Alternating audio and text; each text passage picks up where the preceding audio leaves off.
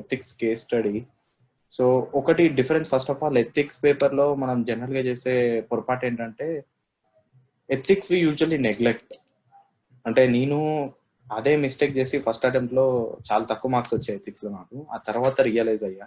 And ఇంకొకటి చాలా బయట మనకు చెప్పేది ఏంటంటే ఎథిక్స్ ఇస్ సంథింగ్ పర్సనాలిటీ మీలో ఉంటది, like you can right it on the go. ఆ రోజు ఎగ్జామ్ సెంటర్ లో మీకు ఆ కేస్ స్టడీ చదివినప్పుడు మీకు కనిపించిన డైరెక్ట్ ఫ్లోతో రాసేయండి అంటారు. But there is a caution to that. అంటే అందరికీ ఆర్ట్ రాకపోతుండొచ్చు, అండ్ ప్రాబబ్లీ నేను కూడా అదే మిస్గైడెడ్ లో ఉండే. సో ఎథిక్స్ కి case studies practice is very very important. And ఎంత ప్రాక్టీస్ చేస్తే అంత art of writing this case studies will come out. So అందుకని ఎథిక్స్ ని అస్సలు నెగ్లెక్ట్ చేయొద్దు. ఇంకొకటి ఎథిక్స్ ఇస్ చాలా మార్క్స్ ఫెచ్ చేసే పేపర్ అనమాట. Like you can get to last time score చూస్తే అరౌండ్ 125 దాకా ఉంది హైయెస్ట్ మార్క్స్ జిఎస్ మెయిన్స్ లో.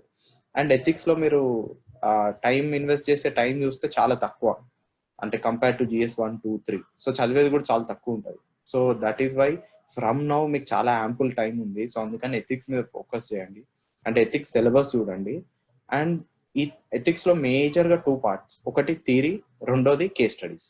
And case studies and theory రెండు మీరు పేపర్లు చూస్తే almost same equal weightage 125 and 130 ఈ రేంజ్ లో ఉంటుంది marks out of 250. And case studies is the most easiest part. ఒకసారి మీరు థియరీతోని ఆ తర్వాత కీవర్డ్స్ తోని like honesty, integrity, basic foundational values of civil servants ఏంటి, ఇవన్నీ ఒకసారి తెలుసుకొని కేస్ స్టడీస్ కనుక మీరు ఒకసారి స్టార్ట్ అంటనైజింగ్ దెమ్, అంటే ఒకసారి if you start thinking about the case studies, like it will B cake walk for you. And ఈ ఎథిక్స్ లో ఇంకొకటి ట్రికీ పార్ట్ ఏంటంటే like there will be more than 20 questions actually, and you have to address it in 3 hours. And చాలా మంది aspirants కి ethics paper 3 hours లో complete చేయడమే ఒక పెద్ద టాస్క్. అంటే క్వాలిటీ ఆఫ్ ఆన్సర్స్ పక్కన పెడదాం, ఫస్ట్ కంప్లీట్ చేయడమే చాలా ఛాలెంజింగ్ ఉంటుంది. సో అది మీరు ఎట్లా రెడ్యూస్ చేయగలుగుతారంటే if you work on practising the case studies. So try to practise more and more case studies. And ఈ కేస్ స్టడీస్ మెయిన్ సోర్స్ ఏంటి? Previous year papers.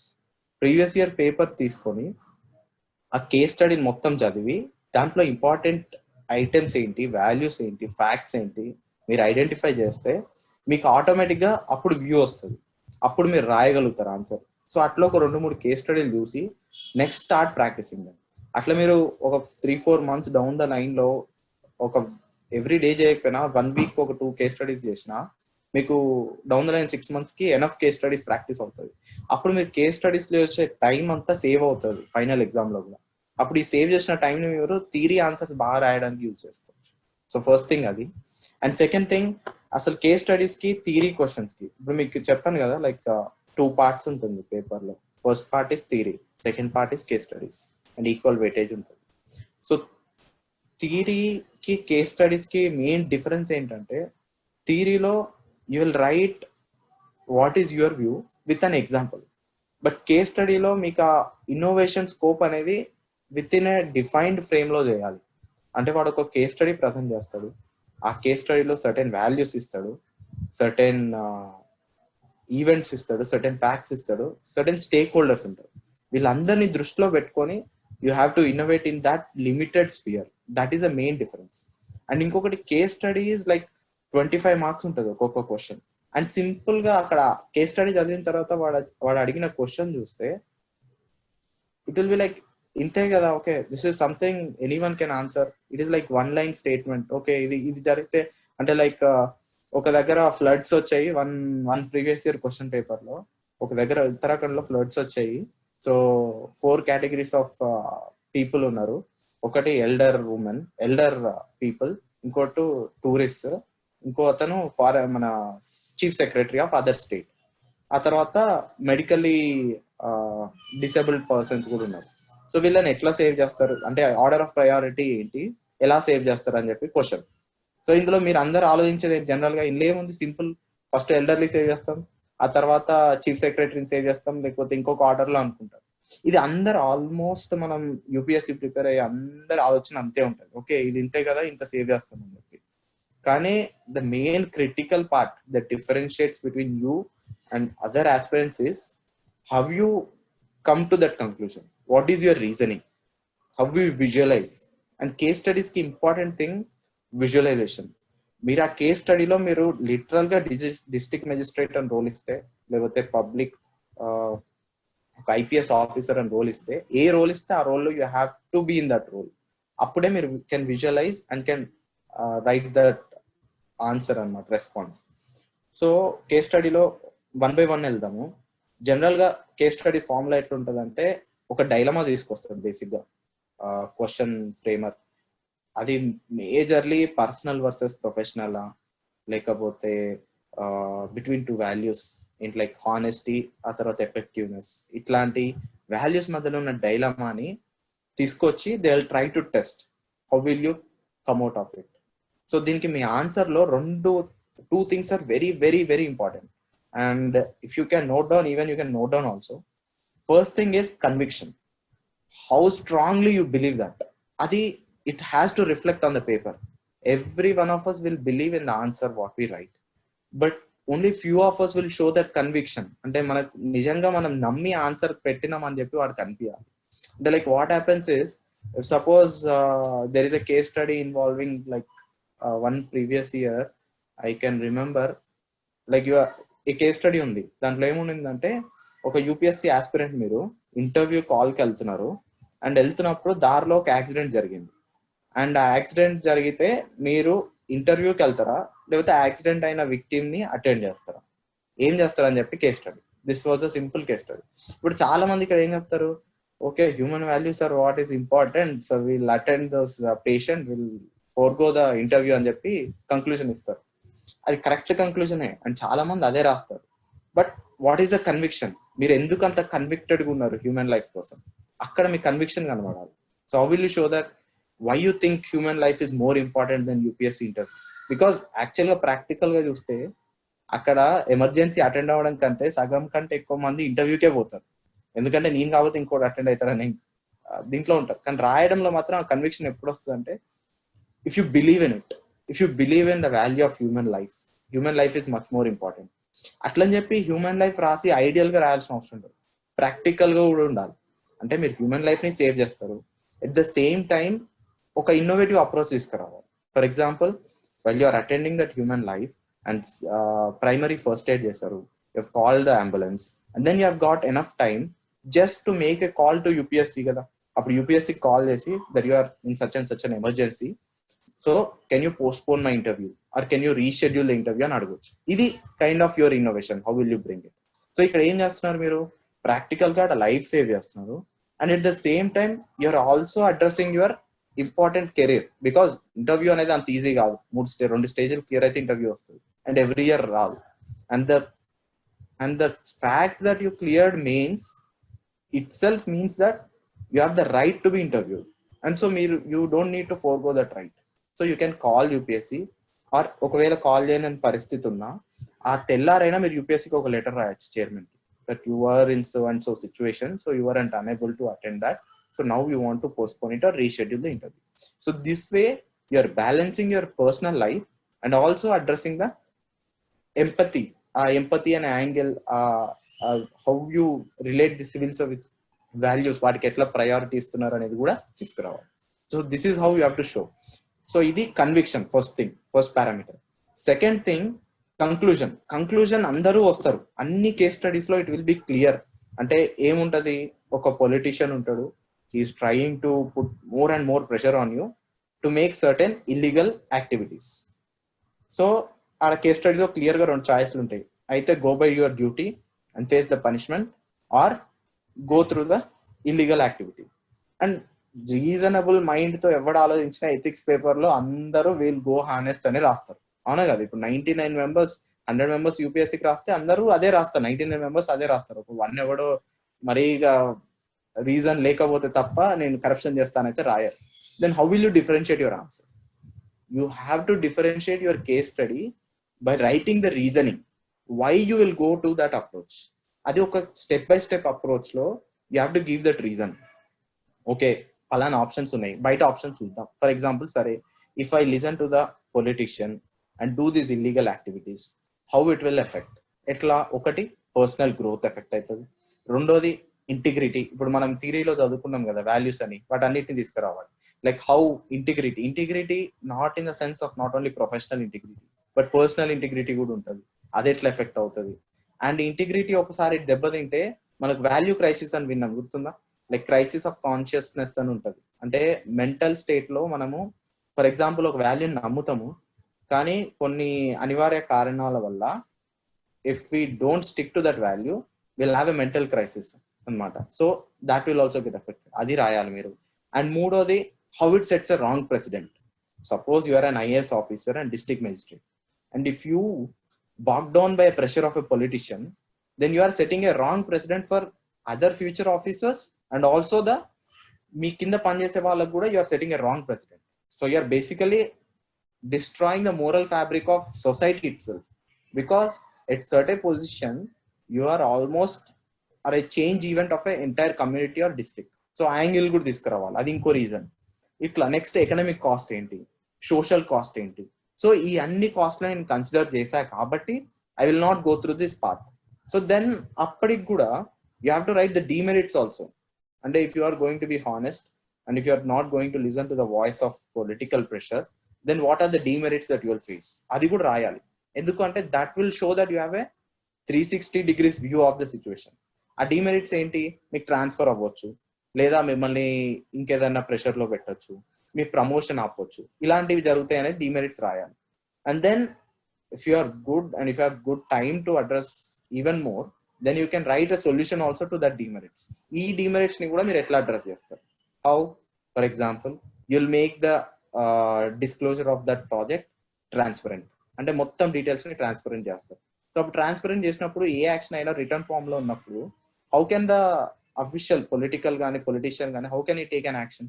And take an action చేయాలంటే అతను some proof ఉండాలి. So you are making everything disclosed. రెండోది, you are taking the confidence of superiors. Or third thing, you are using the existing legal channels. So ఎక్కడ మీరు తప్పు చేయట్లేదు అన్నట్టుగా చూపెట్టగలిగితే then you will minimise the demerits. అట్లా అని చెప్పి నేను డీమెరిట్స్ తక్కువ కంప్లీట్ ఎలిమినేట్ అవుతాయి అని అనట్లేదు, but I'm saying you can limit the demerits and this is how you will approach. And finally you will give that convicted answer with the reasoned conclusion. So ఇప్పుడు మీరు ఈ difference చూసారా, like how you have come to this conclusion, why you will go through certain path, why not the other path అనే దానికి step by step reason ఇచ్చి then you came to conclusion. And ఈ process లో you're also showing conviction. And how will you show that conviction? Basically by values. ఆ values ఏంటి, అన్ని థియరీలో చదువుంటారు మీరు ఆల్రెడీ, లేదా చదువుతారు ఇప్పటికైనా. Like what are those values, integrity కానీ, ఇంటిగ్రిటీ, హానెస్టీ, ఎంపతి, ఇవన్నీ వాల్యూస్ ని మీరు షో చేయాలి అక్కడ ఎట్లా జరుగుతుంది ఏంటి అనేది. సో అది కన్విక్షన్. అండ్ నెక్స్ట్ థింగ్, ఇప్పుడు మీరు ఇక్కడ మీకు ఒక కేస్ స్టడీ చూపెడతా, like one of the case study which I wrote. And then first ఇంకొకటి ఏం చేద్దామంటే I highlight some important aspects of case study quickly, and then I will show you one example what I have written for a case study, and that's it, we'll stop with that. So first thing చెప్పాను, like answer లో conclusion లో conviction ఉండాలి, ఆ తర్వాత reason ఉండాలి conclusion రావడానికి. రెండోది, ప్రతి కేస్ స్టడీకి ఒక హార్ట్ ఉంటుంది ఆర్ కోర్ పార్ట్ ఉంటుంది. అంటే ఆ కేస్ స్టడీ మొత్తం కలిపి ఏదో ఒక వాల్యూని ఎంఫసైజ్ చేస్తారు, ఆ దాన్ని పికప్ చేయాలి మీరు.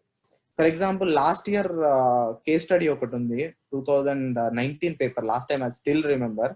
దాంట్లో ఏం చేశాడంటే సింపుల్ కేస్ స్టడీ మీకు తెలుగులో ఎక్స్ప్లెయిన్ చేస్తా. Your an district magistrate, me district లో సడన్ గా ఫ్లడ్స్ వచ్చాయి. మొత్తం ఫ్లడ్స్ వచ్చిన తర్వాత అక్కడ ఏమైంది అంటే, మీరు ఫ్లడ్స్ వచ్చినాయి, కొన్ని ఏరియాస్ లో వాళ్ళని రీహాబిలిటేట్ చేశారు, కొన్ని ఏరియాస్ లో మాత్రం వాళ్ళని చేయలేకపోయారు. And they are very angry because 2 days 3 days పట్టింది వాళ్ళ దగ్గరికి వెళ్ళడానికి. ఎందుకు అంటే మొత్తం బోట్స్ కానీ అవి ఏం లేవు, and floods are at the high level. So మీరు వెళ్ళి కూడా చేయడానికి ఏం లేదు. So people were angry. First మీ కింద ఉన్న జూనియర్ ఆఫీసర్స్ ఇద్దరు వెళ్ళారు అక్కడికి.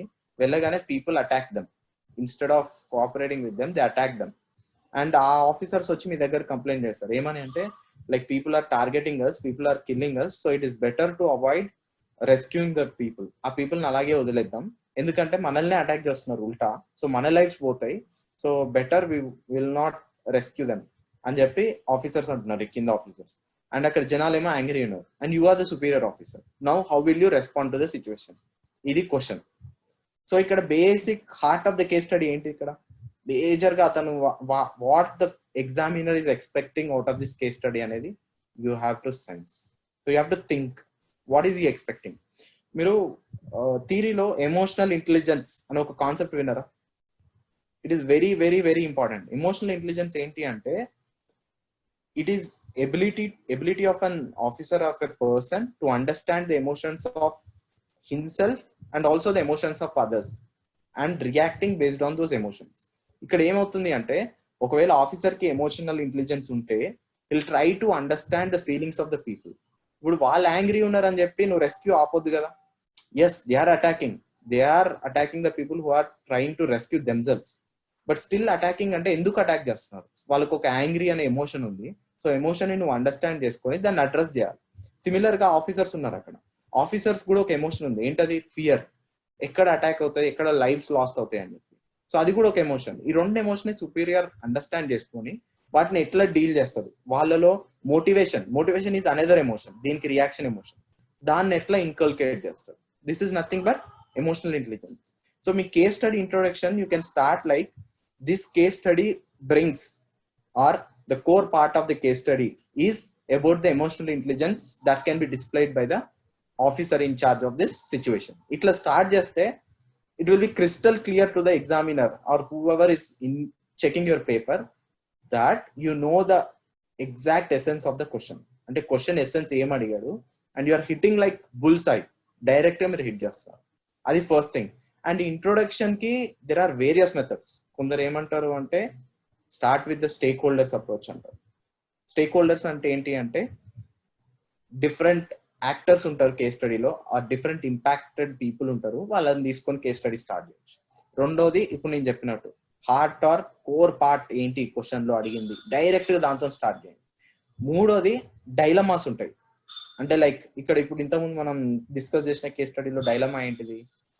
Life of officers versus public duty of officers, or personal interest versus public duty. ఈ డైలమా తీసుకురావాలి బయటికి ఇలా. సో డిఫరెంట్ ఫార్మ్స్ ఉంటాయి. Based on case study you have to bring this and different approaches try చేయండి. ఒక్కొక్క case స్టడీకి ఒక్కొక్క introduction try. So this is one thing. What is that? Identifying the essence of the question or heart of the case study. Next thing, you have to identify the facts of case study. For example ఈ screen share లో మీరు I believe you are able to see this. So మీరు case study చదువుతున్నప్పుడు you should be able to underline the important facts and important values that are mentioned in the case study. ఇక్కడ ఏమంటున్నాడు? You are heading the rescue operations in an area affected by severe natural calamity. Thousands of people are rendered homeless and deprived of food, drinking water and other basic amenities. Rescue work has been disrupted by heavy rainfall. ఇంతకుముందు నేను చెప్పిన case study exactly ఇదే case study 2018 paper అనుకుంటా. So ఇక్కడ మీరు కొన్ని facts ని underline చేసుకోండి కేస్ స్టడీ చదువుతున్నప్పుడు. ఏంటది? First one severe natural calamity ఒకటి. ఆ తర్వాత thousands of people are rendered homeless. ఆ తర్వాత వాళ్ళకి ఏం లేవు, బేసిక్ ఎమ్యూనిటీస్ కూడా లేవు. అండ్ నెక్స్ట్ థింగ్ ఇక్కడ అన్నిటికన్నా important, rescue work has been disrupted by heavy rainfall. ఇది కూడా రాయండి. ఎందుకు people are unable to go, officers are unable to go, ఆ రీజన్ ఇచ్చేటప్పుడు ఫ్యాక్ట్ రాయాలి. ఏంటది? Rescue work has been disrupted by heavy rainfall. And tarvata local people are seething with anger against the delayed limited rescue operations. Local people are seething with anger. This is a good important fact. A tarvata then one of your team members is even severely injured. This is a good fact. Faced with the crisis, some team members pled with you to call up the operation fearing threats to their life. This is good, threats to their life. So you identified these facts. Put facts identification అయిపోయింది. Next you have to identify what is the tone of the case study. అంటే అసలు ఆ tone ఎటు వెళ్తుంది. ఎందుకు ఈ tone చెప్తున్నా అంటే ఈ కేస్ స్టడీకి అంత రిలవెంట్ అవ్వకపోవచ్చు, బట్ కొన్ని కేస్ స్టడీస్ లో ఏంటంటే ఫ్యాక్ట్స్ అనేవి డైరెక్ట్ గా స్పెసిఫై చెయ్యనివి కూడా ఉంటాయి.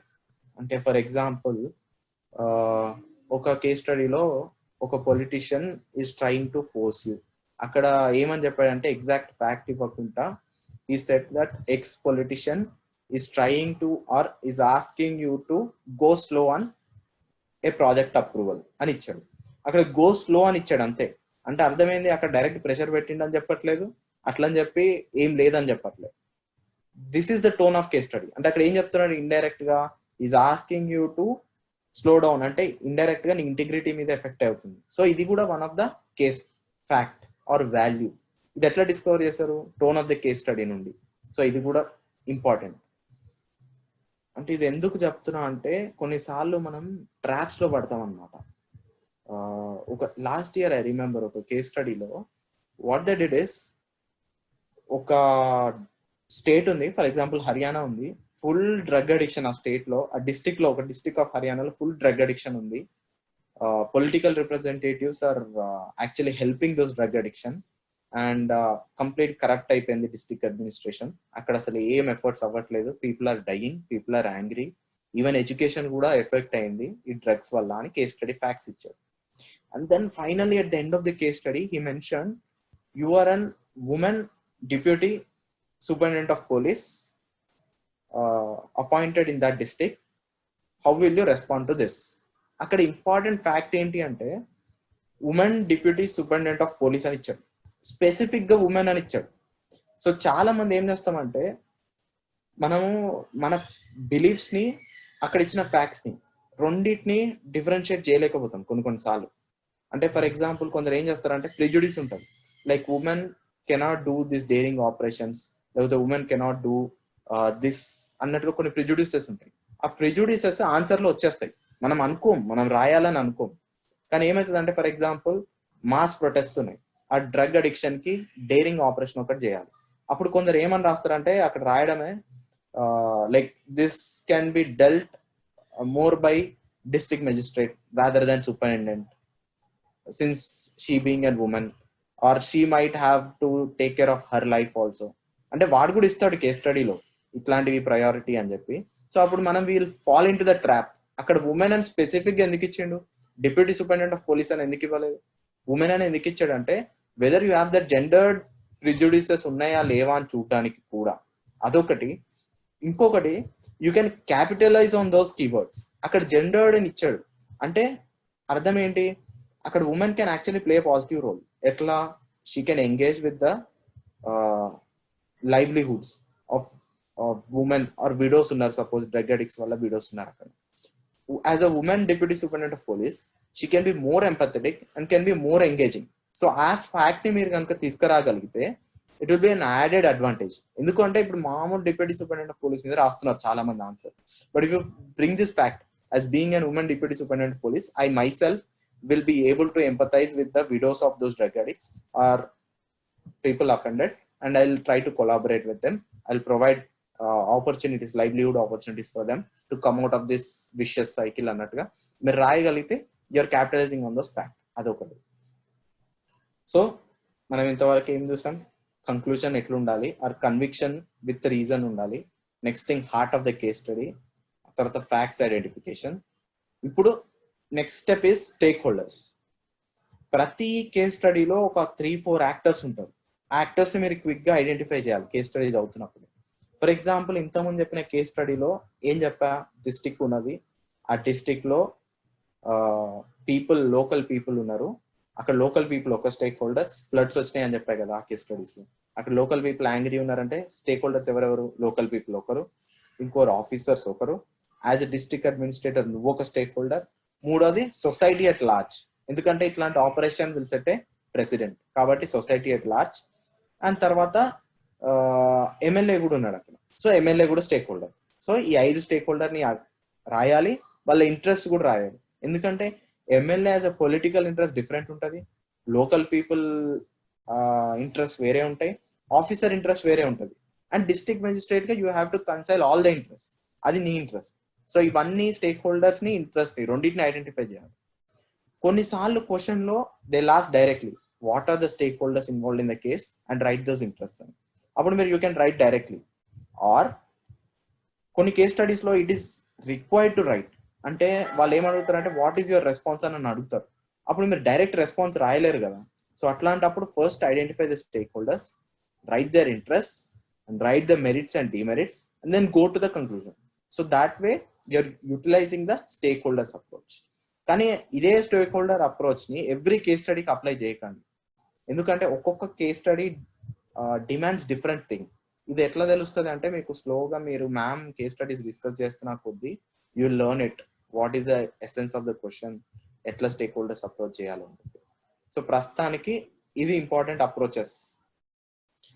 అండ్ నెక్స్ట్ థింగ్, ఎస్ ఇదైతే మెయిన్గా నేను కేస్ స్టడీ తీసినప్పుడు ఫస్ట్ ఆఫ్ ఆల్ నేను కేస్ స్టడీ చూడగానే what I will do is I'll underline the facts and then I'll try to find the essence of the question, and then I'll try to identify the stakeholders, then I'll start the answer. ఇట్లా answer start చేస్తా. ఇంకొక important thing నేను last టైంకి ఈ టైంకి improvement ఏం చేస్తా అంటే నేను కేస్ స్టడీ ఇచ్చిన క్వశ్చన్ వరకే అడ్రస్ చేయకుండా I'm going even beyond that also. కొన్ని కేసెస్లో మనకు అవసరం కూడా.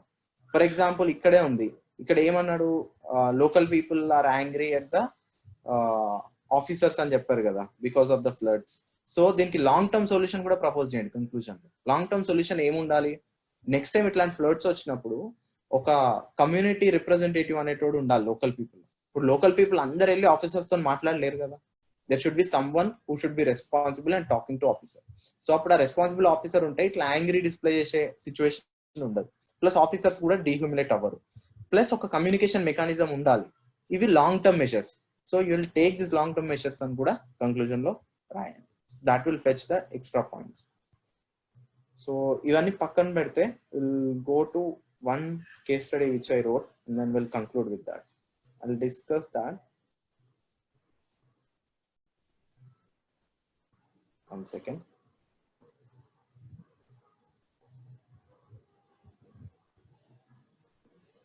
Yes. So I'll read the case study for you and then I'll explain it in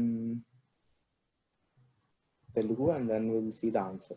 See, you are posted as the district magistrate in a district which has been ravaged by floods recently. The severity of the floods has not only led to the destruction of shelter and livelihood, but also created risk of deadly diseases spreading in the area. Street thugs have taken advantage of the situation and are looting and stalking anything they can get their hands on. There are reports that many shops and homes have been broken into and looted. Some suspect that this is a work of illegal immigrants from a neighboring country who have been residing in the district for a long time. Local MLA is objecting to extension of relief and rehabilitation assistance to these illegal immigrants. A number of residents of the district have also joined the MLA and arguing that citizens have the first right on the country resources, particularly in the prevailing situation. So బేసిక్గా ఈ case study situation ఏంటంటే, మీరు suppose district magistrate అనుకోండి and me district లో floods వచ్చాయి. ఆ floods చాలా సివియర్గా ఉన్నాయి. ఎంత సివియర్ అంటే అవి షెల్టర్ ఉన్ను వాళ్ళ లైవ్లీహుడే కాదు, ఈవెన్ డెడ్లీ డిసీజెస్ వచ్చే ఛాన్స్ కూడా ఉంది ఆ ఫ్లడ్స్ వల్ల. కాకపోతే ఇదే టైంలో కొందరు దొంగలు ఏం చేస్తున్నారంటే ఈ సిచ్యువేషన్ ని అడ్వాంటేజ్ తీసుకొని ఎక్కడైతే కాలేజెస్ ఇల్లులు ఉంటాయో లేకపోతే పబ్లిక్ స్టాకింగ్ ఉంటాయో వాటి నుంచి లూటీ చేస్తున్నారు. మొత్తం అన్ని వస్తువులు తీసుకొని దొంగతనం చేస్తున్నారు బేసిక్ గా. సో మీ దగ్గరికి ఈ ఇన్ఫర్మేషన్ వచ్చింది, కాకపోతే అందరూ ఏమనుకుంటున్నారంటే అక్కడ లోకల్ గా బయట నుంచి, ఫర్ ఎగ్జాంపుల్ ఇదే కేసు అస్సాంలో జరిగింది అనుకున్నాం. అస్సాంలో బేసిక్ గా కంప్లైంట్ ఏంది, ఆల్రెడీ ఇల్లీగల్ ఇమిగ్రెంట్స్ ఉన్నారని చెప్పి. సో ఇట్లాంటి ఫ్లడ్స్ వచ్చినప్పుడు వెంటనే ఏమవుతుంది, మన ఇమ్మీడియట్ ప్రిజుడిస్ వల్ల ఈ స్ట్రీట్ థగ్స్ కానీ దొంగతనాలు ఇవేమైనా జరిగితే ఆ బ్లేమ్ వెంటనే ఇమిగ్రెంట్స్కి వెళ్తుంది. ఎందుకంటే వాళ్ళకి వర్క్ ఉండదు, ఇది ఉండదు కాబట్టి వాళ్ళే చేస్తున్నారు అని అనుకోవడానికి. అందుకే ఇక్కడ ఒక కీవర్డ్ చూడండి, ఇక్కడ కేస్ స్టడీలో క్లియర్ గా చెప్పట్లేదు that this is the fact అని. Is saying some suspect that this is the work of illegal immigrants from a neighbouring country. So నేను ఇంతకు ముందు మీకు చెప్పా, గుర్తుందా, ఫ్యాక్ట్ ఒకటి ఉంటుంది, ప్రెజుడిస్ ఒకటి ఉంటుంది అని చెప్పి. ఫర్ ఎగ్జాంపుల్ మీరు ఇది కేర్ఫుల్ గా చదవలేదు అనుకోండి, సమ్ సస్పెక్ట్ దాట్ అని, అప్పుడు మీరు ఏమనుకుంటారంటే ఎస్ ఇల్లీగల్ ఇమిగ్రెంట్స్ మీద మీకు ఒక ప్రెజుడిస్ ఉంది. అప్పుడు వెంటనే మీరు ఏమంటారంటే అవును ఇల్లీగల్ ఇమిగ్రెంట్స్ వల్ల ప్రాబ్లం ఉంది, సో వాళ్ళకి నిజంగానే కేస్ స్టడీలో చెప్పినట్టు రిలీఫ్ రీహాబిలిటేషన్ ఎక్కువ ఇవ్వాల్సిన అవసరం లేదు, సిటిజన్స్ మీద ఎక్కువ ఫోకస్ చేయాలి, అది కరెక్టే అని ఆ సైడ్ వెళ్ళే ఛాన్స్ ఎక్కువ ఉంటుంది. So that is why you have to focus on these keywords. అక్కడ ఏమంటారు, సస్పెక్ట్ మాత్రమే, అది నిజమా కాదా అనేది తెలియదు. ఒకవేళ నిజమైనా అది ఇంకా హ్యూమానిటేరియన్ ఆస్పెక్ట్ తో కూడా చూడాలి. సో అది ఫస్ట్ థింగ్. నెక్స్ట్ థింగ్, ఇక్కడ లోకల్ ఎమ్మెల్యే కూడా ఇన్వాల్వ్ అయ్యింది. లోకల్ ఎమ్మెల్యే కూడా ఏమంటుండు, మనం ఈ రిలీఫ్ చేయొద్దు ఇల్లీగల్ ఇమిగ్రెంట్స్ కి అని చెప్పి డిస్ట్రిక్ట్ మెజిస్ట్రేట్ మీద ప్రెషర్ తీసుకొస్తున్నారు. ఈవెన్ అక్కడ ఉన్న లోకల్ రెసిడెంట్స్ కూడా they are of the same view. ఈ సిచ్యువేషన్ లో క్వశ్చన్ ఏంటి, first thing, do you think the citizens of country have the first claim on resources of nation in every situation? Justify your answer with valid arguments. Question ఏంటి అంటే, do you think, మీరు అనుకుంటున్నారా ఒక కంట్రీలో citizens మాత్రమే resources మీద right ఉండాలి, మిగతా వాళ్ళకి సిటిజన్స్ కాని వాళ్ళకు ఉండాల్సిన అవసరం లేదు, ఎస్పెషల్లీ ఎమర్జెన్సీ సిచ్యువేషన్ లో అనుకుంటున్నారా? మీ ఆన్సర్ ఏంటి, దాని వ్యాలిడ్ ఆర్గ్యుమెంట్స్ తో జస్టిఫై చేయండి. Next question, given this information chart A course of action based on priorities of administration. ఈ ఇన్ఫర్మేషన్ తో ఒక కోర్స్ ఆఫ్ యాక్షన్ చేయండి. సో ఇక్కడ మీరు అబ్జర్వ్ చేస్తే రెండు స్టాండ్స్ ఉంటాయి. ఫస్ట్ దాంట్లో ఏంటి, ఒకటి కొందరు చెప్తారు ఏంటి, ఆడ రెండే ఆన్సర్స్ ఫస్ట్ దానికి, ఎస్ సిటిజన్స్ కాబట్టి ఎస్పెషల్లీ ఎమర్జెన్సీ సిచ్యువేషన్ లో అందరికి అడ్రస్ చేయలేము. ఫర్ ఎగ్జాంపుల్ ఇప్పుడు కరోనా వైరస్ టైమే ఉంది, ఈ టైంలో ఫర్ ఎగ్జాంపుల్ కొంతమంది చెప్తారు, ఏం చెప్తారంటే సిటిజన్స్ కే సరిగ్గా వెంటిలేటర్ లేవు, ఇంకా బయట నుంచి వచ్చిన రెఫ్యూజీస్ కి ఏం చేస్తాము, సో ఫస్ట్ సిటిజన్స్ కి మేము అడ్రస్ చేస్తాము, మిగిలినాక వెంటిలేటర్స్ ఏమన్నా ఉంటే రెఫ్యూజీస్ కి ఇస్తామని అంటారు. సో ఈ స్టాండ్స్ తీసుకుంటారా, లేదు హ్యూమన్ లైఫ్ ఈజ్ లైఫ్, అందరూ ఇంపార్టెంటే అని చెప్పి అలొకేట్ చేస్తారు. This is the two choices that is giving. And ఎట్లా డిసైడ్ చేస్తారు, ఆ ఆర్గ్యుమెంట్స్ ఎట్లా జస్టిఫై చేస్తారు అనేది అడిగింది. సో నేను ఇమీడియట్ గా కేస్ స్టడీని స్టార్ట్ చేయడమే. Yes, so coming back, so నేను వెంటనే have highlighted this issues from that. ఏంటవి ఆడ నేను ఎథికల్ వాల్యూస్ ఏం ఐడెంటిఫై చేసా అంటే, ఒకటి stereotype formation on illegal migrants, అంతే కదా, అక్కడ ఇల్లీగల్ మైగ్రెంట్స్ అందరు దొంగలు అన్నట్టుగా ఒక స్టీరియోటైప్ ఉంది. And next thing, humanity versus national identity.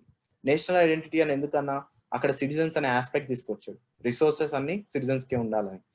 ఇంకోటి ఆస్పెక్ట్ ఏంది, హ్యూమానిటీ, రెఫ్యూజీ అయినా ఎవరైనా హ్యూమన్స్. సో ఈ వాల్యూ కాన్ఫ్లిక్ట్ ఉంది కాబట్టి humanity versus national identity. Similar గా safety and security lifes and broader social evil of thugs looting expose social value loss, అక్కడ ఇంకేం జరుగుతుంది అనేది.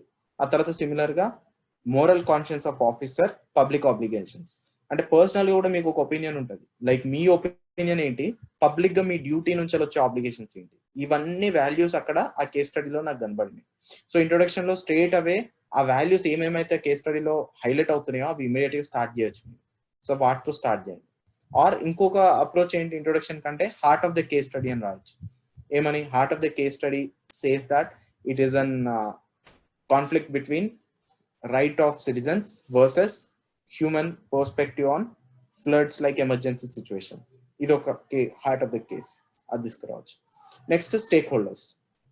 ఈ స్టేక్ హోల్డర్స్ అన్నిసార్లు రాయాల్సిన అవసరం లేదు, నేను ఒక్క కేస్ స్టడీ కాబట్టి ఇట్లా స్టార్ట్ చేశాను. ఏమని రాసా, importance of human life, district magistrate, society, local MLA, immigrants, అంతేగా స్టేక్ హోల్డర్స్, ఆ ఐదుగురిని ఐడెంటిఫై చేశాను. నెక్స్ట్ నేను జస్టిఫికేషన్ ఎట్లా తీసుకొచ్చాను, నేను ఫైనల్ గా ఏం చెప్పా అంటే, అది రెఫ్యూజీస్ అయినా, నా కంక్లూజన్ ముందే నేను కేస్ స్టడీ చదివినప్పుడే నేను అనుకున్నా, ఏమని అంటే, I believe in life of people, అది రెఫ్యూజీస్ అయినా సిటిజన్స్ అయినా. అండ్ ఇది ఎస్పెషల్లీ నార్మల్ సిచ్యువేషన్ లో అయితే సిటిజన్ కి ప్రయారిటీ ఇస్తాం, కానీ ఎమర్జెన్సీ సిచ్యువేషన్ లైక్ ఫ్లడ్స్ లో నువ్వు ప్రయారిటీ ఎట్లా ఇస్తావు, వేరే వాళ్ళకి, ఎవరిదైనా లైఫే కదా, సో అందరిని ఈక్వల్ గా చూడాలనేది నేను ముందు అనుకున్న కంక్లూజన్. కానీ ఆ కంక్లూజన్ రావడానికి ఏం రీజన్స్ ఇచ్చినా అనేది ఇంపార్టెంట్. సో అది ఇక్కడ మీరు ఆన్సర్ లో చూడొచ్చు. ఏమని ఇచ్చా అంటే, ఫస్ట్ ఆఫ్ ఆల్ కంట్రీ చెప్పా, citizens of the country have definitely have first claim, but there is also responsibility to protect each and every human life. ఇది responsibility to protect each and every human life. And then ఆ తర్వాత emergency situation తీసుకొచ్చా, especially like floods లాంటి situation లో human life is even ultimate priority and it cannot be restricted to any one category of claims like citizens అని ఇచ్చారు.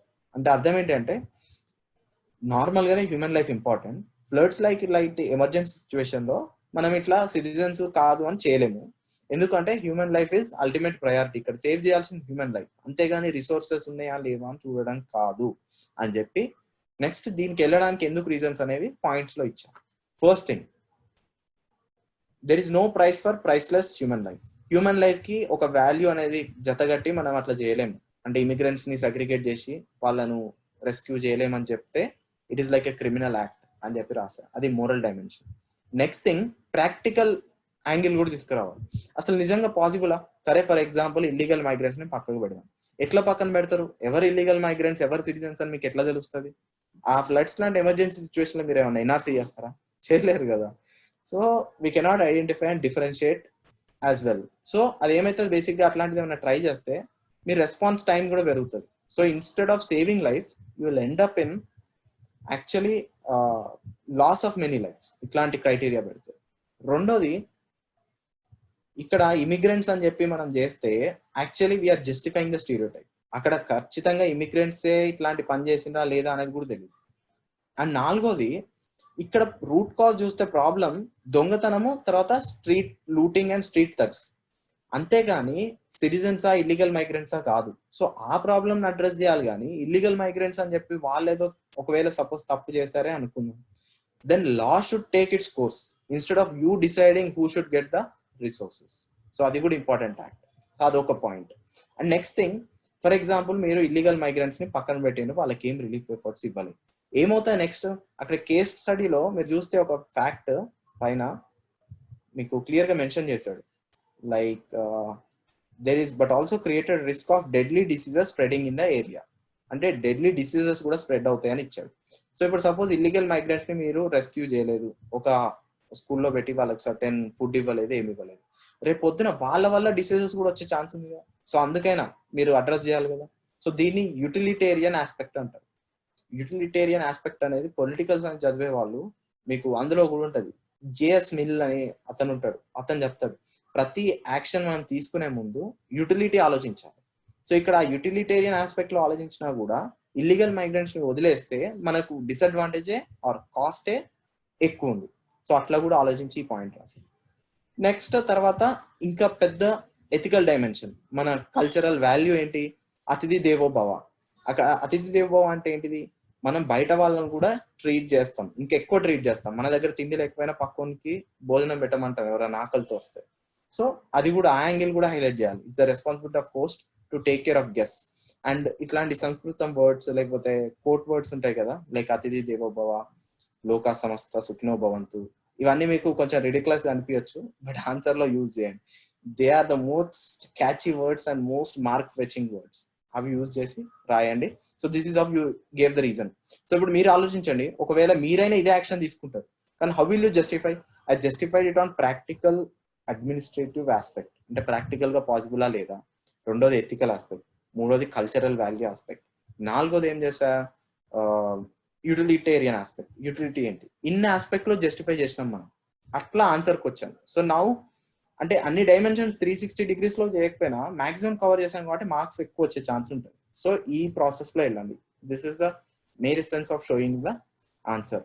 Next thing, course of action అడిగాడు. ఇది simple గా చెప్తా. ఇక్కడ ఏం చేసా, నా కోర్స్ ఆఫ్ యాక్షన్ లో ఫస్ట్ మేజర్ సబ్ హెడింగ్స్ ఏంటి అనేది ఐడెంటిఫై చేశాను. ఏంటి? ఫస్ట్ థింగ్, నాకు లైఫ్స్ ని సేవ్ చేయడం ఇంపార్టెంట్. సో అదొక sub heading, priority of saving life. Next important sub heading is arrangements for food, shelter and safety. అంతే కదా, ఒకసారి లైఫ్ సేవ్ చేసిన తర్వాత నెక్స్ట్ ఏంటి?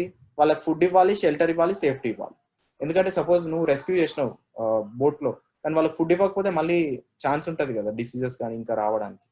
నెక్స్ట్ థింగ్, ఈ కేస్ స్టడీలో ఫియర్స్ అనేవి చాలా ఇంపార్టెంట్. ఎందుకంటే అక్కడ ఇల్లీగల్ ఇమిగ్రెంట్స్ యూజ్ చేశాడు, స్ట్రీట్ థగ్స్, అవన్నీ వాల్యూస్ యూజ్ చేశాడు కాబట్టి వాటిని కూడా అడ్రస్ చేయాలి. ఇక్కడ ప్రయారిటీ చూసారా? First lifes priority, second thing వాళ్ళకి ఫుడ్, థర్డ్ ఆ మిస్కన్సెప్షన్స్, ఫియర్స్ ని కూడా అడ్రస్ చేయాలి. అడ్రస్ చేయకపోతే ఏమవుతుంది? ఇప్పుడు సపోజ్ ఒక రెఫ్యూజీ వాళ్ళని అందరిని తీసుకెళ్ళి, ఫర్ ఎగ్జాంపుల్ రెఫ్యూజీస్ అందరిని తీసుకెళ్ళి ఒక దగ్గర పెట్టారు, మీకు ఇంకా భయం ఉంది వాళ్ళ వల్లనే వచ్చింది అని చెప్పి, అప్పుడు ఏమైతే అక్కడికి వెళ్ళినాక గొడవలు అవుతాయి, అక్కడికి వెళ్ళినాక రైట్స్ అవుతాయి. సో అవి అడ్రస్ చేయాలంటే ఏం చేయాలి? ఆ మిస్కన్సెప్షన్స్ ని కూడా అడ్రస్ చేయాలి. అండ్ నెక్స్ట్ థింగ్, ఫైనల్ గా ఇది నేను చెప్పా చూసారా ఇంతకుముందు, go A step beyond what is asked in question అని చెప్పి. ఇట్లాంటి ఇన్సిడెంట్స్ ఫ్యూచర్ లో అవ్వకుండా ఉండడానికి లాంగ్ టర్మ్ సొల్యూషన్స్ ఏంటి? సోషల్ సోలిడారిటీ ఎట్లా బిల్డ్ చేయాలి, ఇల్లీగల్ మైగ్రెంట్స్ ని వాళ్ళని మన దాంట్లోకి ఎట్లా అసిమిలేట్ చేసుకోవాలి, అంటే మన కల్చర్ లోకి ఎట్లా తీసుకురావాలి, ఆ ట్రస్ట్ అనేది ఎట్లా బిల్డ్ చేయాలి అనేది ఫ్లడ్స్ అయిపోయినాక కూడా బిల్డ్ చేయాలి. సో ఇట్లా చేసి ఒక ఫైనల్ గా ఒక ఇంపార్టెంట్ కోట్ తోని ఎండ్ చేయొచ్చు. Like if you see here, it is only through one-to-one cooperation we all can survive together and swim together needs to be developed and followed up with disaster resilient build back process. అంటే అందరం కలిసి పోరాడితేనే we can survive together or we can swim together through this flood like emergency response అనేది final గా conclusion.